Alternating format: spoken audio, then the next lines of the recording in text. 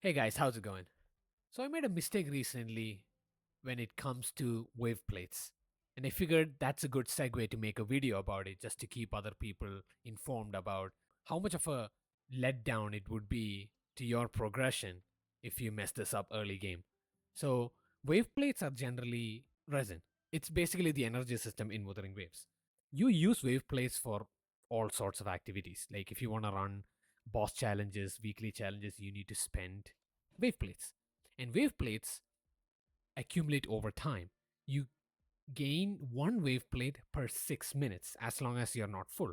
If you go to the map, you can replenish wave plates using these currencies, but I don't recommend it. It's not worth it. So in 24 hours, you will get 240 wave plates. The place where you use wave plates are these challenges primarily. But when it comes to these challenges, there are some which you have to prioritize more than the other. And that's where I made the mistake. When you look at weekly challenge, there is a limit. You can only do 3 per week. And these give you skill upgrade materials. So for every resonator, they need some of these skill upgrade materials. And it actually ends up being a pretty high number just for upgrading all of their skills. If you take Verena, for example, and look at her skills, she needs the monument bell, but she needs the monument bell here, here, here, here, here, and here. She needs a monument bell in a lot of places. So that alone adds up to a lot of monument bells. But here's where it gets difficult. Is Verena is not the only character who requires monument bells as a skill upgrade material.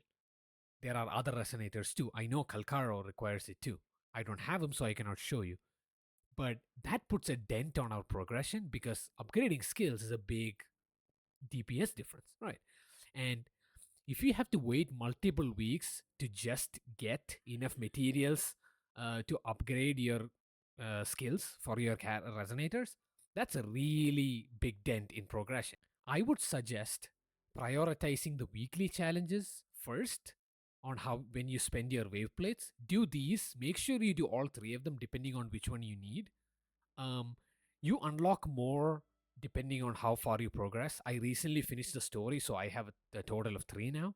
Some people might only have one or two, but rest assured, the more you progress, you'll get more.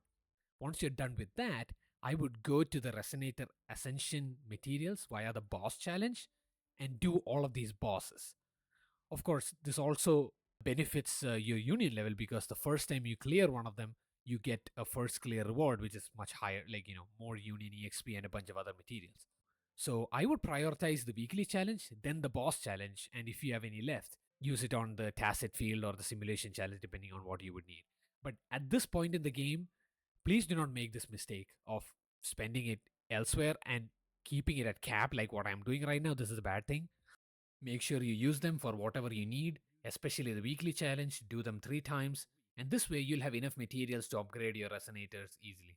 Well, that's it for today's video, guys. Hope this helped. I just wanted to share this because I noticed this, and this feels like one of those things which you would have to, constantly progress over time. And the earlier you start, the better, right?